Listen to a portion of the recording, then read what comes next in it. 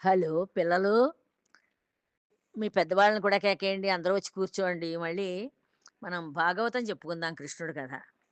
ఇలా ఈ ముచికుంద మహారాజు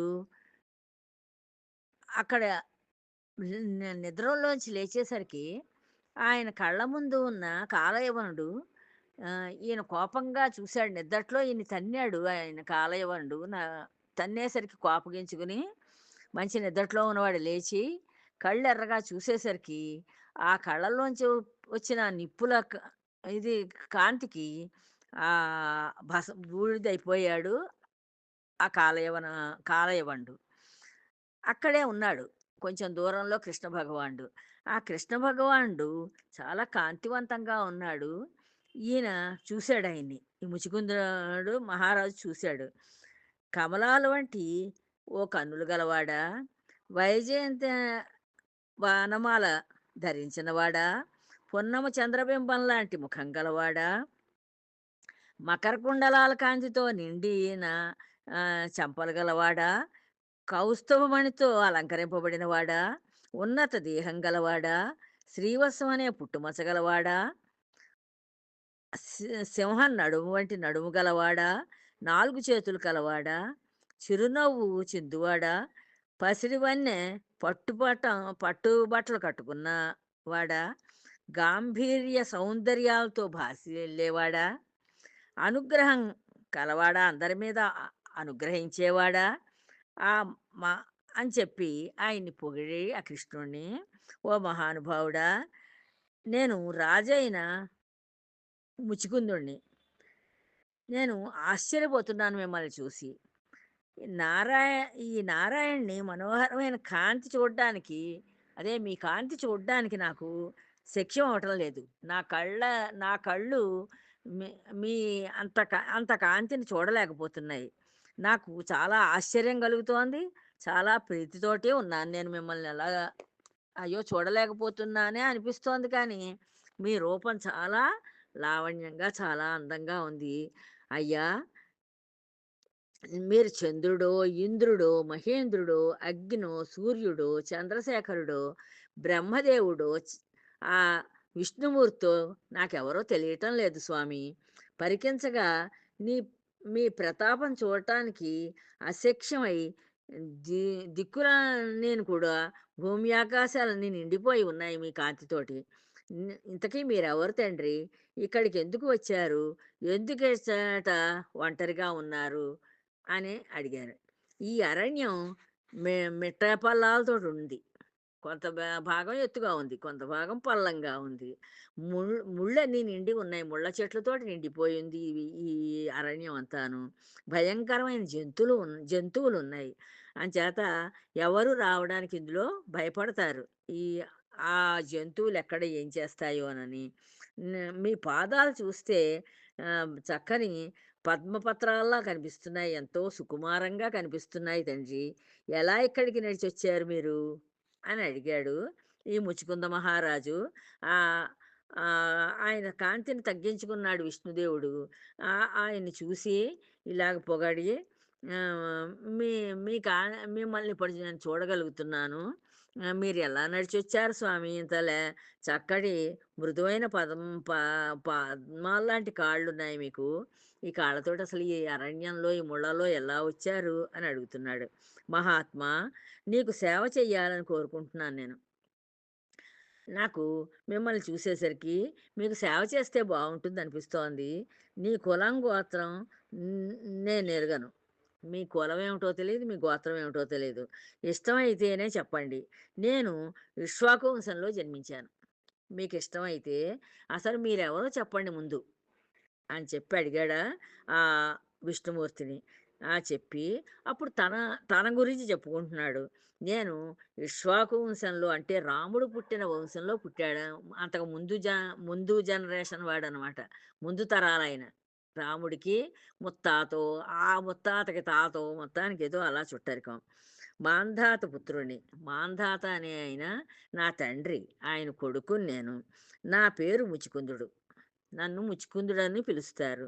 దేవతల మేలు కోసమని నేను ఎంతో కాలం నుంచి ఆహ్, అక్కడ ఉండిపోయాను. దేవతల దగ్గర ఉండిపోయి వా వాళ్ళు వాళ్ళకి సహాయం చేయమంటే, రాక్షసుల బాధ నుండి తప్పించమంటే, నేను అక్కడే చాలా కాలం వాళ్ళని రక్షిస్తూ ఉండిపోయాను. అంచేత నిద్ర లేదు నాకు. ఆ నిద్ర లేకపోవడంతోటి ఇంద్రియాలు అసలు ఏం చెయ్యాలో కూడా చేయలేకపోతున్నాను ఇంద్రియాలతోటి. నిద్ర లేకపోవడంతోటి శరీరంలో నాకు శక్తి లేదు. శక్తి లేకపోవడం చేత నేను ఏ పనులు చేసుకోలేకుండా ఉన్నాను. అంచేత నిద్దట్లోకెళ్ళిపోయాను. నేను అలా నిద్రిస్తూ ఉన్నప్పుడు ఒకడొచ్చాడు. వాడు దుర్మార్గుడు. దారుణమైన గర్వం ఉంది వాడికి బాగాను. వాడు తన పాపం వల్ల భస్మమై నశించాడు. వాడు చాలా పాపాలు చేశాడు. అంచేత నేను కంటి చూపుతోటి చూడగానే నా చూపుకి భస్మం అయిపోయాడు. పిదప నారాయణ స్వరూపుడవైన నిన్ను దర్శించి తేరిపార చూడడానికి అశక్తుడినయ్యాను. తర్వాత మీరు కనిపించారు. మీరు మీ మీ స్వరూపాన్ని చూడడానికి తేరిపార చూడడానికి నాకు శక్తి లేదు. నా కళ్ళకంత శక్తి లేదు. లేకపోవడం చేత నేను అశక్తుడనై చాలా దీనత్వాన్ని పొందాను. అయ్యో! చూడలేకపోతున్నానే భగవంతుడినని.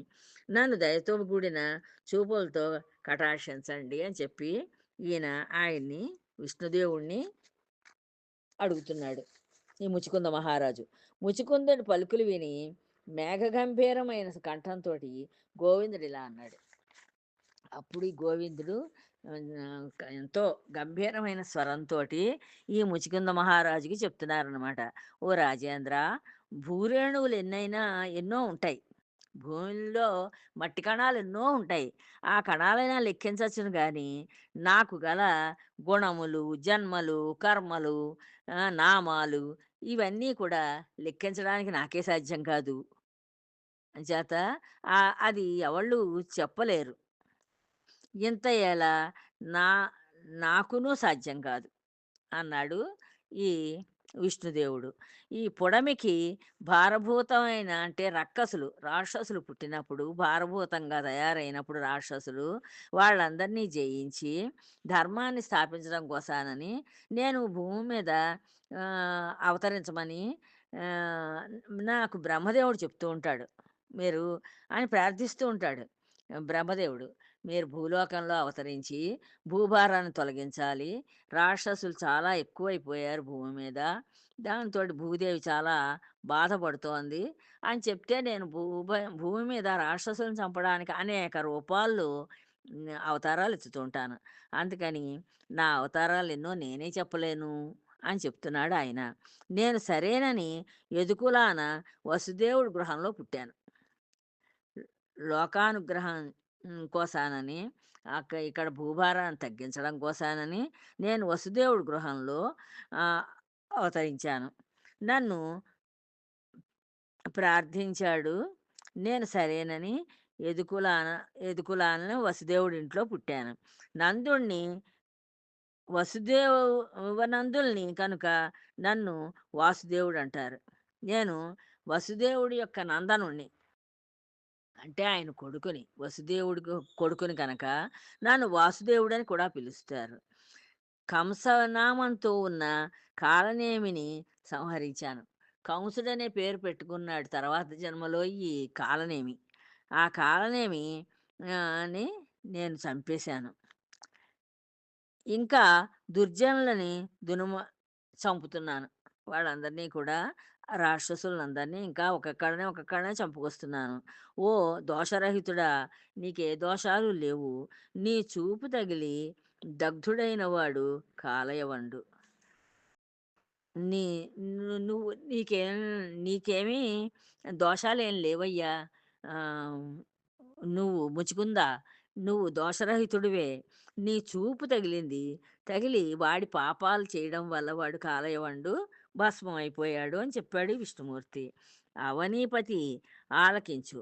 పూర్వం నీవు నన్ను ఆరాధించావు. పూర్వకాలంలో ఆహ్, పూర్వ నువ్వు నన్ను ప్రీతిగా ఆరాధించావు. ఆ కారణం చేత నిన్ను అనుగ్రహించడానికే ఈ పర్వత గుహకి వచ్చాను. నేను నువ్వు ప్రార్థించావు గనక నిన్ను అనుగ్రహించాలని చెప్పి నేను ఈ పర్వత గుహలోకొచ్చాను. నీకిష్టమైన వరాలు అడుగు ఇస్తాను. నీకేం వరాలు కావాలో అడుగు నాయనా అని చెప్పి ఈ విష్ణుమూర్తి ముచికుందు మహారాజుని అడిగారు. నా భక్తులైన వారు ఇక శోకం పొందుటకు తగరు. నా భక్తులు ఎవరైతే ఉన్నారో వాళ్ళు ఆనందంగా ఉండాలి తప్పించి ఇలాగ బాధపడడం నాకు నచ్చదు. హరి ఇలా చెప్పగా ఈ ముచికుందుడు నన్ ఈ నందపుత్రుడికి నమస్కరించాడు. నమస్కరించి అతడు సాక్షాత్ నారాయణుడని తెలిపి తెలిసి 28వ మహాయుగంలో భూమిపై పుండరీకాక్షుడవతరిస్తాడని ఇంత క్రితం గర్గముని చెప్పారు. ఆ చెప్పిన మాట జ్ఞప్తికొచ్చిందని చెప్పి, ఈయన కృష్ణ భగవానుడు కదా! అమ్మో! వ విష్ణుమూర్తి కదా! వైకుంఠం నుంచి ఇలా వచ్చారు. ఆహ్, అని అని చెప్పి ఈయన చాలా సంతోషించాడనమాట. ఇంత క్రితం ఈయనకి గర్గమహాముని చెప్పాట. ఇలాగ ఇప్పుడు 28దో మహాయుగం వచ్చేసరికి ఈ విష్ణుమూర్తి భూమి మీద అవతరిస్తాడు. అవతారం ఎత్తుతాడు. ఈ రాక్షస సంహారం చేస్తాడు అని చెప్పి ఇంత క్రితం చెప్పాటీయనకి. అంచేత ఆ మహా ఆయనకది గుర్తొచ్చింది. గుర్తొచ్చి ఇప్పుడు ఈయన విష్ణుమూర్తి యొక్క అవతారం కదా! మహానుభావుడు అనుకున్నాడు. ఓ సర్వేశ్వరా! నీ మాయ చేత మోహితులై నువ్వు మాయ చేస్తూ ఉంటావు కదా! ఓ సర్వేశ్వరా! నువ్వు మాయ చేయడంతోటి ఈ మోహాన్ని పొందుతారు. అంటే మనస్సులో కోరికలు పెరుగుతాయి వాళ్ళకి. పెరిగి స్త్రీలును, పురుషులును నిన్ను ఆహ్, పూజించరు. వాళ్ళకెంతసేపు కోరికలు. ఆ కోరికలు పెరిగిపోతాయి మనసులో నీ మాయ చేత. ఎప్పుడైతే నువ్వు మాయ చేసి వాళ్ళ మనస్సుని అలా స్వాధీనం చేసుకున్నావో, దాంతోటి ఇంక నిన్ను శ్రీ ఆడవాళ్ళు భజించరు. మగవాళ్ళు కూడా, పురుషులు కూడా నిన్నేమి పూజించరు. సుఖలేశం లోపించు విత్తమునందును ఈ ఈ డబ్బు వల్లే మనకి సుఖం వస్తోంది అనుకుని ఆలోచించుకుంటారు వాళ్ళు. ఎంతసేపు డబ్బునే ప్రేమిస్తారు. గృహాదులందును ఈ ఇళ్ళు, వాకళ్ళు అవన్నీ కొనుక్కొని నాకు ఇల్లు ఉంది అని చెప్పి ఆనందపడుతూ ఉంటారు తప్పించి, నిన్ను బె నిన్ను పూజించాలని, నిన్ను నీ మీద మనస్సు అట్టే పెట్టుకోవాలని వాళ్ళకేం ఉండదు. ఆహ్, అలా ఈ ఇంటి మీద, ఈ డబ్బుల మీద, స్త్రీల మీద ఇలా మనసు తగులుకుని వాళ్ళు వ మోసపోతున్నారు. నువ్వు నువ్వు మాయ చేయడం చేత వాళ్ళందరూ మోసపోతున్నారు. జీవి పలు జన్మలు ఎత్తి ఎత్తి ఆఖరికి పుణ్యకార్యాల ఫలంగా కర్మక్షేత్రమైన ఈ భూమి మీద పూర్ణ దేహంతోటి మానవుడిగా పుడతాడు. అలా ఎన్నో జన్మలు, కొన్ని కోట్ల జన్మలు ఎత్తి, ఎత్తి ఆఖరికి అప్పుడు అన్నీ అనుభవించే జన్మలే ఆ జన్మలన్నీ కూడాను. మానవ జన్మ ఒక్కటే ఉత్తమమైన జన్మ కనుక, ఆఖరికి ఈ పుణ్యక్షేత్రమైన ఈ భూమి మీద పూర్తి దేహంతోటి, పూర్ణ దేహంతోటి మానవుడిగా పుడతాడట. అన్ని జన్మలయ్యాక ఆఖరి జన్మిది. మానవుడిగా పుట్టడం. పుట్టి కూడా మూఢుడిలాగా ఆహ్, ఆహ్, ఆహ్, భగ నీ పదభక్తి లేనివాడై మేక గడ్డెక్కడ కనిపిస్తే, ఆ గడ్డి చూడగానే పరిగెత్తుకుని వెళ్ళిపోతుందక్కడికి. అలాగా నూతిలో పడిన విధంగా ఆహ్, ఎ అలా వెళ్ళి, వెళ్ళి ఆ గడ్డి కోసానని వెళ్ళి, ఆ మేక నూతిలో పడిందిట. అలా పడ్డ విధంగా ఈ ఈళ్ళు, వాకళ్ళు, భార్య, పిల్లలు వీటన్నింటికి వశమైపోయి ఈ జీవుడు చెడిపోతున్నాడు. నిన్ను మాత్రం ఎక్కడ ఆహ్, హ్మ్, తలుచుకోలేకపోతున్నాడు. నిన్ను పూజించలేకపోతున్నాడు. నీ పదధ్యానం ఏమీ లేదా మానవుడికి. పరమేశ్వర బిడ్డలు, డబ్బు మున్నగు ఈ వీటి యందే తగులుకొని ఉంటున్నాడు. మనసు తగులుకొని ఉంటోంది. మహారాజ్య సంపత్తి చేత మదించిన నేను మన ఆహ్, అలాంటి మనసుగా కలిగి నాకు శరీరమునందు ఈ శరీరమే ఎప్పుడూ ఉంటుంది అనే ఆశ పెట్టుకున్నాను. ఈ శరీర సుఖమే ఆనందం అనుకున్నాను. ఈ శరీరం వ్యామోహంతోటే నేను ఆశతోటే ఇన్నాళ్ళు నేను గర్వంగా బతికేశాను. వ్యర్థంగా చాలా కాలం గడిచిపోయింది. నా జీవితంలో ఎంతో వ్యర్థం అయిపోయింది నా కాలం అంతాను అని ఇప్పుడు బాధపడుతున్నాడు ఈ భగవంతుడిని చూసిన తర్వాత ఈ ముచికుంద మహారాజు. ప్రభూ కుండ, గోడ, జడమైన, చంచలమైన ఈ దేహంలో ప్రవేశించి నేను రాజునంటూ ఈ కుండ కింద ఉందనుకోండి. ఆ కుండ గట్టిగా తగిలితే దాన్నేదన్నా గట్టిగా ఎవరైనా కొట్టారనుకోండి పగిలిపోయి ముక్కలైపోతుంది. గోడ, గోడ కూడా అంతే అది కూలిపోతుంది. అలాగా ఈ చంచలమైన ఈ దేహంలో అంటే ఈ జె జె ఇది శరీరం కొన్నాళ్ళే ఉంటుంది. కానీ ఇది శాశ్వతం అనుకుని ఈ దేహంలో ప్రవేశించి నేను రాజునంటూ రథాలు, గజాలు, గుర్రాలు, ఈ పదాతి దళాలు ఇవన్నీ కూడా ఉండేసరికి విర్రవీగాను బాగాను. ఇవన్నీ నాకెప్పుడూ శాశ్వతం అనుకున్నాను. ఇవన్నీ ఉంటాయి నా చుట్టూనని. ఈ భూమి యందు అటు ఇటు ఆహ్, క్రొమ్ క్రొమ్ముచుంటి తిరుగుతున్నాను గానీ నిన్ను తెలుసుకోలేకపోయాను. ఇన్నాళ్ళు నేను ఇలా జీవితాన్ని గడిపేశాను. ఈ రథాలు, ఏనుగులు, గుర్రాలు, ఈ పదార్థాలు ఇవన్నీ నా చుట్టూనే ఉంటాయి. నాకు ఈ శరీరం శాశ్వతం. ఇలా బలంగా ఇలాగే ఉంటాను అనుకుని ఆ మాయ కమ్మి, ఆ మాయ వల్ల నేను నిన్ను తెలుసుకోలేకపోయాను భగవంతుడా అని చెప్పి ఇప్పుడు బాధపడుతున్నాడు ఈ ముచుకుంద మహారాజు ఆ విష్ణుమూర్తి దగ్గర. ఇలా పలు విధములైన రథా రథాలు, శబ్దాతి యాలు అంటే అనేక శబ్దంలో వచ్చేవి. అనేక పాటలు, పద్యాలు ఏవో వినిపిస్తూ ఉంటాయి రకరకాల కథలు. అవన్నింటి యందు కూడా ఆసక్తిని పెంచుకొని ఆహ్, య నీ నువ్వు మాత్రం యామర నీ మీద యామరపాటుగా ఉన్నాను నేను. అంటే నిన్ను తలుచుకోకుండా ఇన్నాళ్ళు నా జీవితాన్నంతని వృధా చేసేసుకున్నాను. యామరపాటు చెందక అంతక స్వరూపుడవై పాము కనిపెట్టి యుండి తటాలున ఎలుకను పట్టినట్లు సమయం రాగానే పట్టి విషయాలాలసలను హరిస్తావు. నువ్వు ఏం చేస్తావంటే పాము పొంచి ఉంటుంది. పాము ఒక చోట అలా చూస్తూ ఉండి ఎలక రాగానే వెళ్ళి చటుక్కున పట్టుకుంటుంది. అలాగా ఆ ఒడిసి పట్టి ఎలా పడుతుందో పాము ఎలకని, అలా నువ్వు సమయం రాగానే ఏం చేస్తావు, ఆ జీవుడిని పట్టుతావు. పట్టి వాళ్ళని ఈ లాలస సుఖాల నుంచి తీసి పారేస్తావు. ఈ ఈ దేహమే సుఖం ఇలా ఉంటుంది.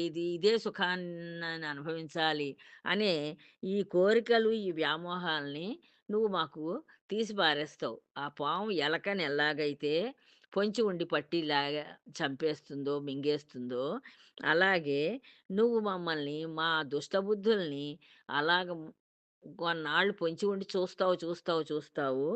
మాకు ఒక్కసారి సమయం వచ్చినప్పుడు ఆహ్, ఆ భావాలనన్నిటిని హరించేస్తావు. తీసి పారేస్తావు. గోవింద ప్రభువని పేరు వహించి రథాల మీద, ఏనుగుల మీద ఎక్కి తిరిగిన శరీరం కాలవశమై భయంకరములైన జంతువుల చేత భక్షింపబడుతుంది. ఈ శరీరం ఏముంది? ఆహ్, ఓ గోవిందా! ఇది ప్రభువు అంటే అందరికీ నాయకుడు అని పేరొచ్చింది దీనికి.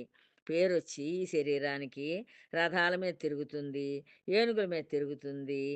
ఆహ్, ఆహ్, ఆహ్, కాలానికి ఆఖరికి లొంగిపోతుంది. ఇలా తిరిగి తిరిగి కాలానికి లొంగిపోయి భయంకరమైన జంతువుల చేత భక్షింపబడుతుంది.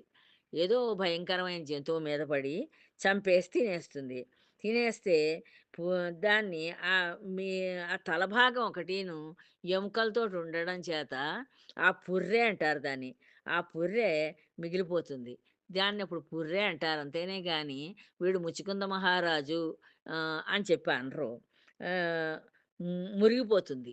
ఆ శరీరం అంతా కుళ్ళిపోతుంది. కుళ్ళిపోతే పురుగులు పడతాయి. పురుగులు అంటారు. పురుగులు పట్టేసాడంటారు. అంతేనే గాని అది ముచుకుంద మహారాజు ఈయన గౌరవించాలి అని ఎవరు ఏమనుకోరు. కాలిపోతే బూడిద అని వ్యవహరించబడుతుంది. ఒకవేళ కాలిపోయిందనుకోండి ఈ శరీరం, ఇన్నాళ్ళు ఏనుగుల మీద, గుర్రాల మీద, రథాల మీద తిరిగి అందరి చేత ఆదరింపబడి, పొగడబడిన ఈ శరీరం ఉందే, ఇది కాలిపోయిందనుకో, కాల్చి పారేస్తే బూడిద అంటారు దీన్ని. ఇలాగా ఈ శరీరం నశించిపోతుంది మహానుభావ కృష్ణతండ్రి అని చెప్పి, ఈయనకి ఇప్పటికి జ్ఞానోదయం అయింది. అయ్యి ఈయన ఇలా రకరకాలుగా ఆ విష్ణుమూర్తితోటి చెప్పుకుంటున్నాడనమాట. అన్ని దిక్కులను జయించి సాటివారు పొగుడుతుంటే ఉన్నత పీఠం మీద కూర్చుని చక్రవర్తి అయినప్పటికీ సుందరీమణులు మందిరాల్లో కామసుఖాలు అనుభవిస్తాడే గాని నిన్ను అన్వేషించడు. ఇప్పుడు మానవుడున్నాడంటే, ఆ మానవుడికి నువ్వు చూపించే ఆ మాయల చేత, ఈ మాయలే శాశ్వతం అనుకుంటాడు. ఉన్నత పీఠం మీద కూర్చున్నాను కదా అనుకుంటాడు. నేను చక్రవర్తిని అనుకుంటాడు. ఎంతోమంది సుందరీమణులతోటో అనేక మందిరాల్లో ఈ కామసుఖాలను అనుభవిస్తాడు కానీ, నిన్ను మాత్రం వెదకాలి. భగవంతుడనేవాడున్నాడు. ఇదంతా ఈ జీవితాన్ని నడిపించేది భగవంతుడని మాత్రం అర్థం చేసుకోడు. అని ఈ ముచికుందుడు ఇవన్నీ చెప్పుకొస్తున్నాడనమాట. ఇప్పుడు భగవానుడిని చూసిన తర్వాత ఆయనకి జ్ఞానోదయం అయ్యి ఇలా మాట్లాడుతున్నాడు. తర్వాత విషయాలని తర్వాత చెప్పుకుందాం అమ్మా. ఉంటాను. జై శ్రీరామ్.